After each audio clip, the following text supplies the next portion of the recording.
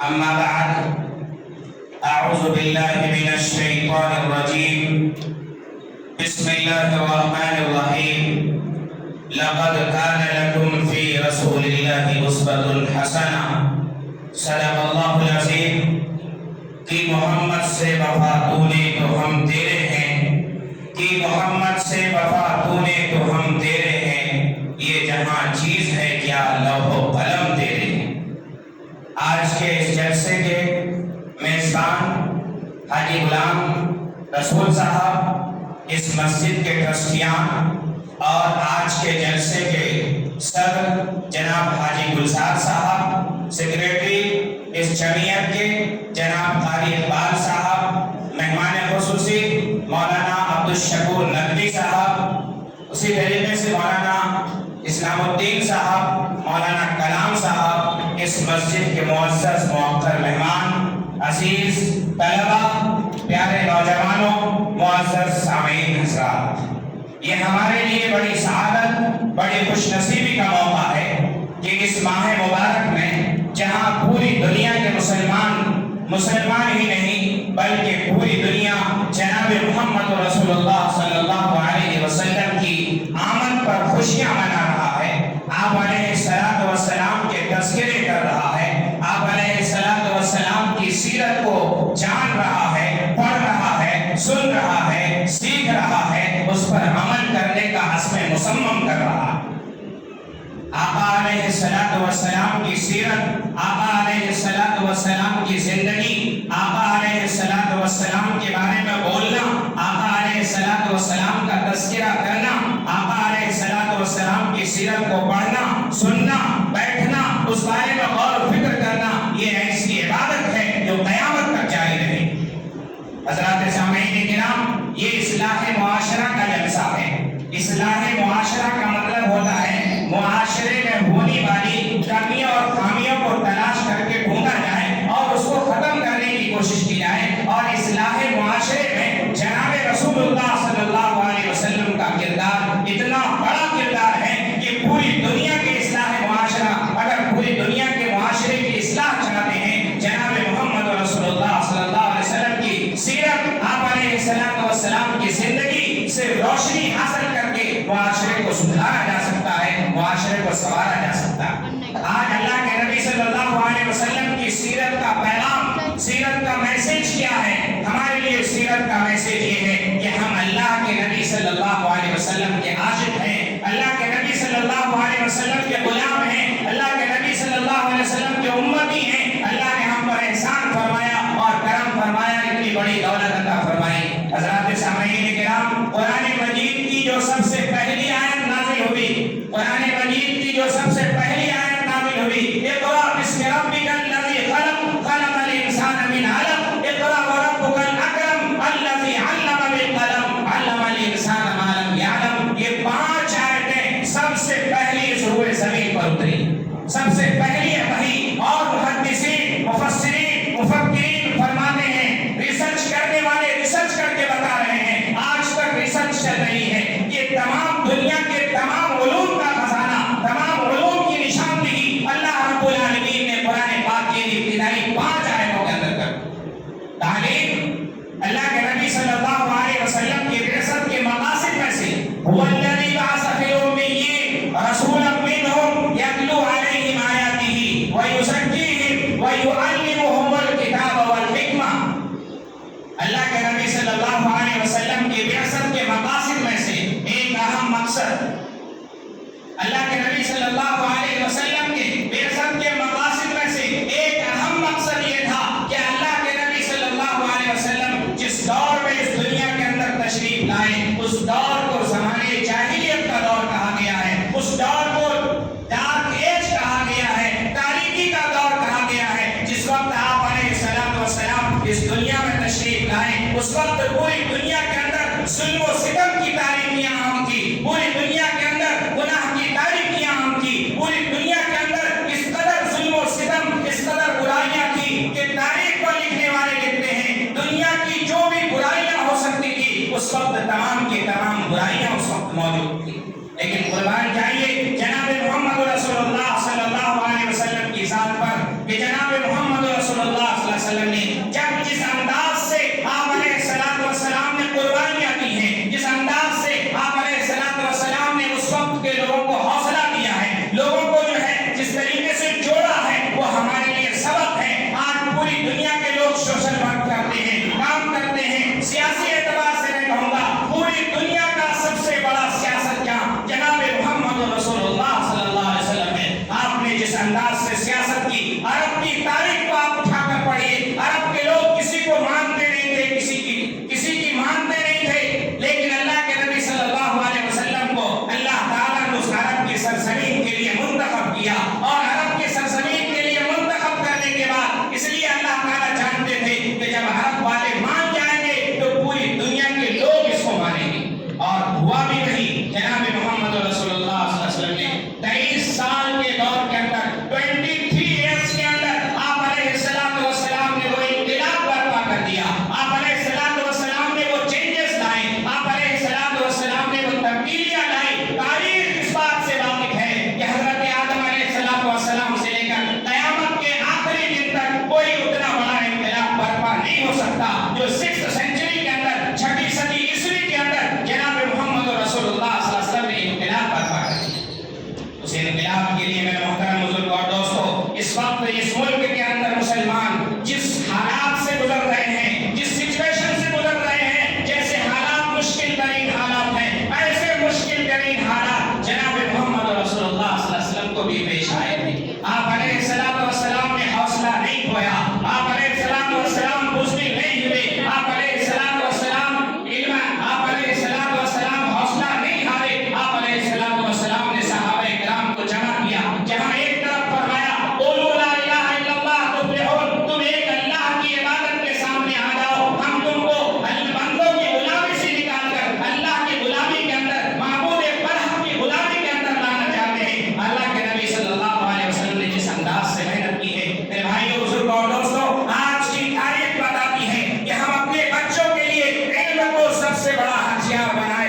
انسان پوری دنیا کی تاریخ شاہد ہے، ہسٹری اٹھا کر دیکھ لیجئے، جس قوم کے پاس علم کا نمونہ ہے، جس قوم کے پاس علم کا خزانہ ہے، جس قوم کے پاس نالج کا خزانہ ہے، اس قوم کی ترقی میں کوئی چیز رکاوٹ نہیں بن سکتی۔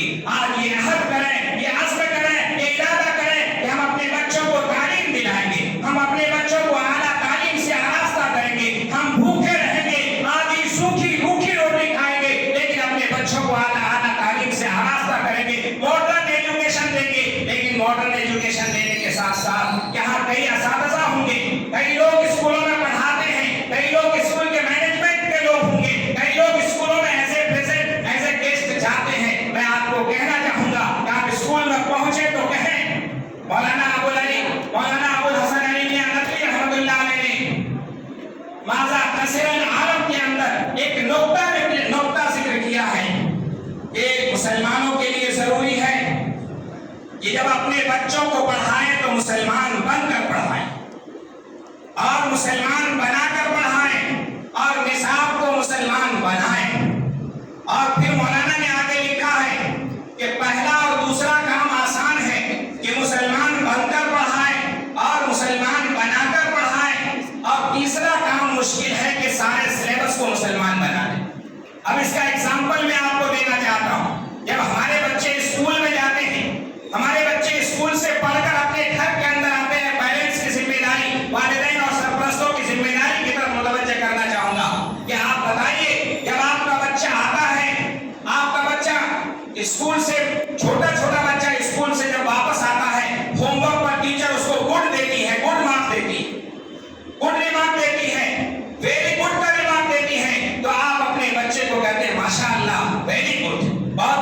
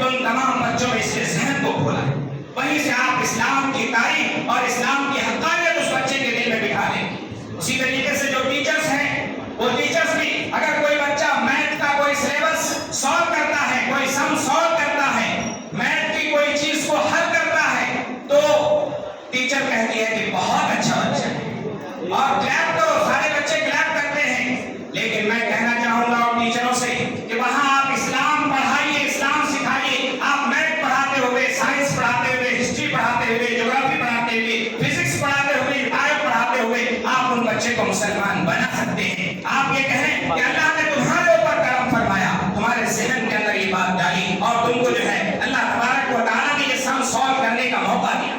یہ جو ہے یہ اتنی بڑی چیز ہے کہ ہم اپنے گھر کو معاشرے کی اصلاح اپنے گھر سے ہونی چاہیے. معاشرے کی اصلاح ہمارے یہاں ہمارے آپس میں ہونی چاہیے. میرے بھائی اصول اور دوستو, اللہ کے نبی صلی اللہ علیہ وسلم کے سیرت کا پیغام نوجوانوں کے لیے ہے کہ بہترین نوجوان وہ ہیں جو نوجوانی میں اپنے آپ کو گناہوں سے بچانے والے. بہترین مسلمان وہ ہے جو جن کے ہاتھ سے, جن کے پیر سے, جن کی زبان سے کسی کو تکلیف نہ پہنچے. سیرت کا پیغام یہ ہے. اللہ کے نبی صلی اللہ علیہ وسلم ایز اے شوہر حضرت خدیجہ رضی اللہ عنہا کے ساتھ کیسی زندگی گزاری. اسلام کے بہت سارے تاریخ آپ پڑھتے ہوں گے. چند واقعات کی طرف اشارہ کر کے اپنی بات ختم کرنے کی کوشش کروں گا. جناب محمد رسول اللہ صلی اللہ علیہ وسلم کو بہت ساری تکلیفیں دی گئی. آپ علیہ الصلوۃ والسلام ہجرت کر کے مکہ سے مدینہ چلے گئے, مائگریٹ کر گئے, اور جب جا رہے تھے اللہ کے نبی صلی اللہ علیہ وسلم خانہ کعبہ کی طرف ہاتھ اٹھائے اور فرمایا, اگر اے خانہ کعبہ تو کتنا اچھا ہے, کتنا خوبصورت ہے, کتنا پاک ہے, اگر میری قوم مجھے یہاں سے نہ نکالی ہوتی تو میں تجھے چھوڑ کر نہ گیا ہوتا. آپ علیہ الصلوۃ والسلام گئے, مدینہ کے اندر 8 سال گزارا. سن 8 میں مکہ فتح ہوا. مکہ فتح ہونے کے بعد جب تک حضور پاک علیہ الصلوۃ والسلام مکہ میں تھے, حضرت خدیجہ آپ کی بیوی تھی. صبح و شام نشست و برخاست آپ علیہ الصلوۃ والسلام کے خوشی اور غمی, اچھے برے ہر حالات میں حضرت خدیجہ رضی اللہ عنہا نے ساتھ دیا. جب حضور پاک علیہ الصلوۃ والسلام ہجرت کر کے مکہ سے مدینہ چلے گئے, پھر سن 8 ہجری میں مکہ فتح ہوا.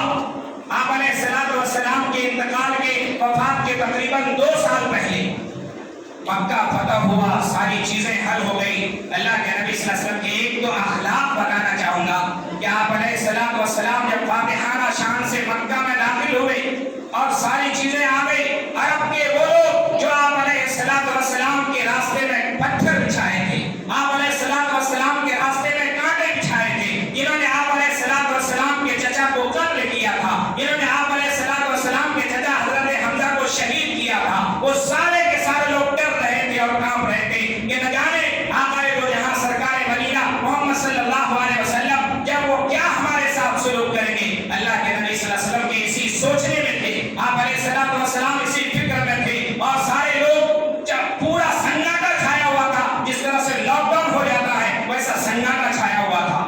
ایک نوجوان صحابی آگے کہتا ہے, الیوم یوم الملحمہ, آج تو بدلے کا دن ہے. پچھلے 20 سے 30 سال میں اللہ کے نبی کے جن لوگوں نے ستایا ہے ان کا آج بدلہ لینے کا دن ہے. ڈھونڈ ڈھونڈ کر ایک ایک کے ساتھ سلوک کیا جائے گا.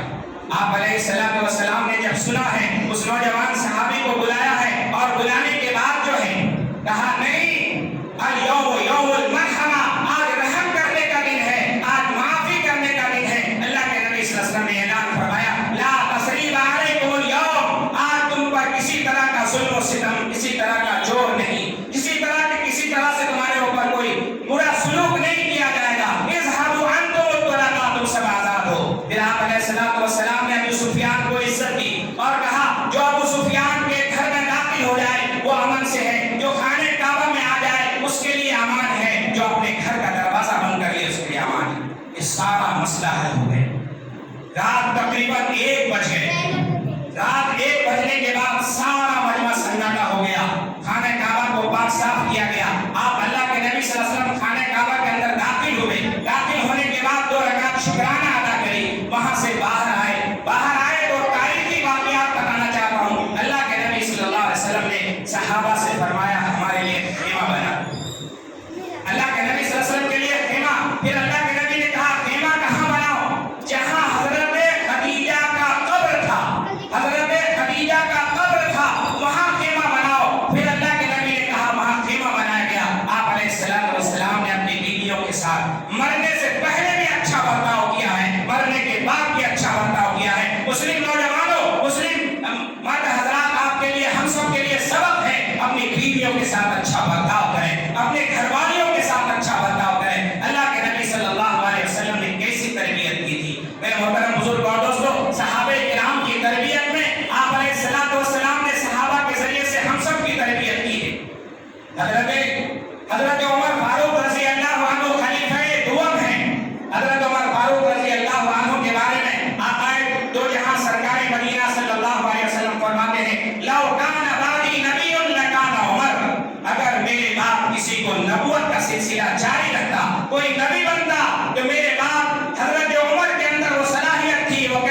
تھی، وہ ایبلٹی تھی، وہ تمام تر صلاحیتیں اور استعداد تھی کہ حضرت عمر کو نبی بنایا جاتا۔ حضرت عمر رضی اللہ عنہ کے مشورے پر، حضرت عمر رضی اللہ عنہ کے دل میں خواہش پیدا ہوئی، کئی آیتیں حضرت عمر کے منشا کے مطابق اللہ رب العالمین نے نازل فرمائے۔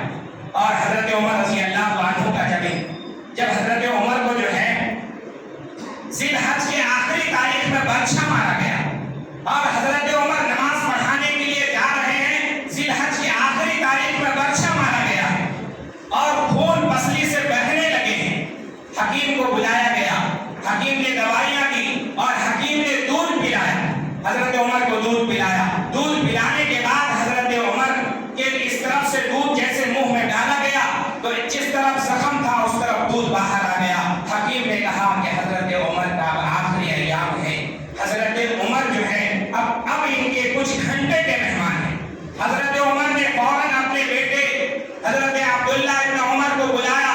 عبداللہ ابن عمر کو بلانے کے بعد کہا میری زندگی میں بہت خواہشات تھی، جو خواہشات پورے ہوئے اللہ کی طرف سے، نہیں پورے ہوئے وہ اللہ کی طرف سے۔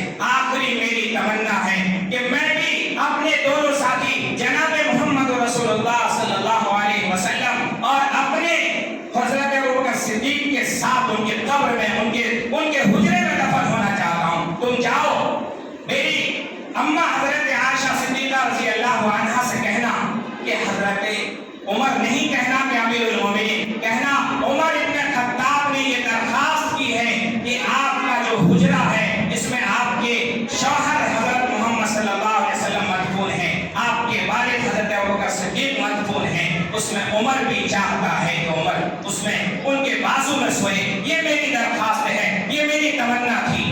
حضرت عمر کا یہ پیغام لے کر عبداللہ ابن عمر حضرت عائشہ صدیقہ رضی اللہ عنہا کے پاس آئے ہیں۔ حضرت عائشہ صدیقہ رضی اللہ عنہا نے کہا یہ جگہ تو میں نے میرے لیے منتخب کی تھی، لیکن حضرت عمر کی درخواست ہے تو مجھے منظور ہے۔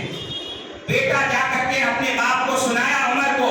حضرت عمر نے جب سنا ہے اللہ کا شکر ادا کیا اور شکر ادا کرنے کے بعد پھر یہ کہا کہ دیکھو جب میرا انتقال ہو جائے گا، میں انتقال کر جاؤں گا، میرے جنازے کو نہلانا دھلانا کفنانا اور پھر لے جا کر کے قبر کے حضرت عائشہ کے حجرے کے باہر رکھنا اور پھر پوچھنا کہ حضرت عمر ابن خطاب آپ سے اجازت مانگتا ہے، آپ ان کو اللہ کے نبی کے ساتھ قبر میں دفن اپنے حجرے میں دفن کرنے کی اجازت دیں گے تو ہم دفن ہوں گے، نہیں دیں گے تو دفن نہیں کیا جائے گا۔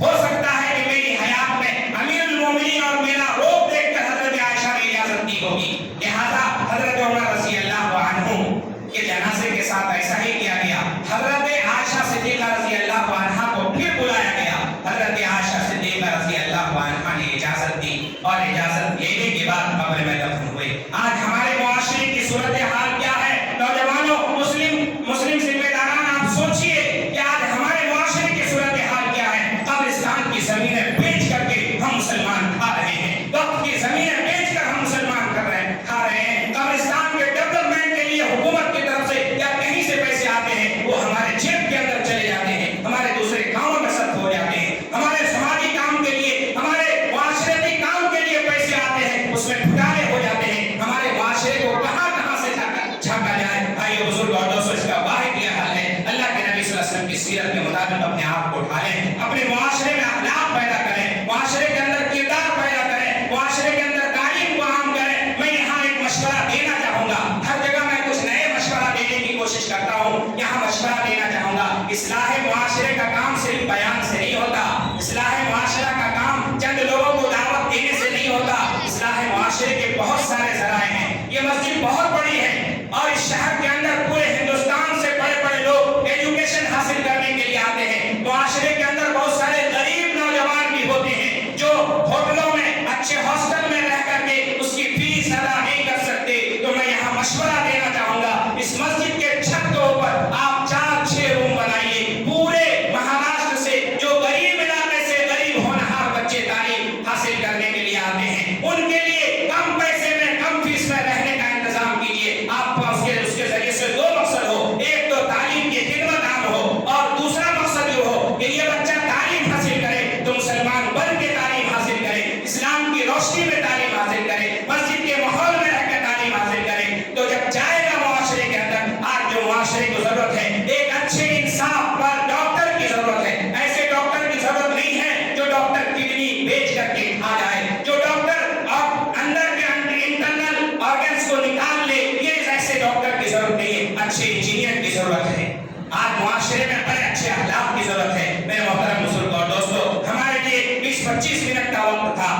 तकरीबन 20 मिनट हो चुका है, वक्त बहुत कम है, लेकिन मैं आपको कहना चाहूंगा कि आप अपनी जिंदगी को बनाइए, संभालिए। आप अपने मन में डूब करके हम अपने टारगेट को तय करें। मन में डूब के, अपने मन में डूब के बाजा सुराबे जिंदगी, अपने मन में डूब के बाजा सुराबे जिंदगी। अपना नहीं, मेरा नहीं बनता तो अपना तो बन। हमारी जिंदगी में टारगेट होना चाहिए। जैसे दुनियावी एतबार से टारगेट है, मकान बनाएंगे, दुकान बनाएंगे, नौकरी हासिल करेंगे, सर्विस करेंगे, अच्छे से अच्छे मकान में, अच्छे से अच्छे लग्जरी घरों में रहेंगे। उसी तरह हमारा टारगेट होना चाहिए हमारे मुआशरे में कोई बच्चा जाहिल ना हो, कोई बच्चा जो है हमारे मुआशरे के कोई बच्चा कम पढ़ा या अनपढ़ ना हो। ये हमारे लिए जान की बहुत जरूरी बातें लगानी है। अल्लाह के नबी सल्लल्लाहु अलैहि वसल्लम ने जहाँ तालीम पर मेहनत की है, वहाँ तरबियत पर मेहनत की है, वहाँ अखलाक पर मेहनत की है। आका अलैहिस्सलाम वस्सलाम की विलादत का माह मुबारक है। आका अलैहिस्सलाम वस्सलाम दुनिया को वो रोशनी अता फरमाए, उस रोशनी से रोशनी हासिल करने की जरूरत है। जनाब मोहम्मद रसूलुल्लाह सल्लल्लाहु अलैहि वसल्लम ने हमारे लिए क्या क्या किया है। मेरे भाइयों, बुजुर्ग और दोस्तों, अल्लाह तबारक व तआला से दुआ करें, अल्लाह रब्बुल आलमीन के सामने रोए और गिड़गिड़ाएं, अल्लाह के सामने अपने आप लेके अपने हालात को रखें। इस मुल्क के हालात कितने खराब होते जा रहे हैं। आज से 40 साल 50 साल पहले आपने देखा होगा, इक्का दुक्का खबर मिलती थी कि यहाँ की नॉन मुस्लिम बच्चे के साथ चली गई है, वो किसी वजह से। लेकिन आज प्री प्लान ये मेहनत हमारे समाज को खत्म करने के लिए, हमारे मुआशरे के अंदर बिगाड़ पैदा करने के लिए कोशिश की जा रही है कि कॉलेजेस के अंदर, यूनिवर्सिटीज के अंदर अलग अलग सर्विसेज के मकानात के ऊपर और ऐसे अलग अलग कंपनीज के अंदर बाज़ाब्ता जा करके बातिल ताकतें, इस्लाम दुश्मन ताकतें, इस्लाम मुखालिफ ताकतें, दीन मुखालिफ ताकतें जो है मेहनत कर रही हैं, मुर्तद बना रही है हमारे बच्चों को, गैर मुस्लिम बच्चों को, गैर मुस्लिम बच्चियों के साथ हमारे बच्चे जा रहे हैं, गैर मुस्लिम बच्चों के साथ हमारी बच्चियां जा रही हैं।